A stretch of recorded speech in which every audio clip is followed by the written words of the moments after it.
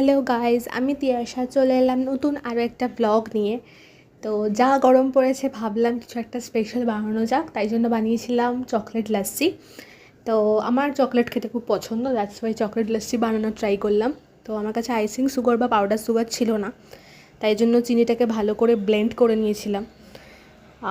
তোমরা তোমাদের কাছে যদি আইসিং সুগার বা পাউডার সুগার থাকে তো তোমরা সেটা ইউজ করতে পারো। যেহেতু কী হয় বলো তো, যদি পাউডার না করা হয়, ঠান্ডা জল বরফ এগুলো একসাথে মিক্সড হয় না চিনির সাথে, তো তখন খেতে খুব একটা ভালো লাগে না। তাই জন্য ভালো করে ডাস্ট করে নিয়েছিলাম মিক্সিতে।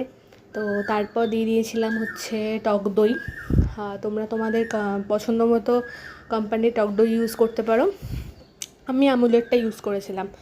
আর তার সাথে দিয়েছিলাম চকলেট আইসক্রিম। চকলেট আইসক্রিমও তোমরা তোমাদের পছন্দ মতো কোম্পানি, পছন্দ মতো কোয়ান্টিটিতে দিও।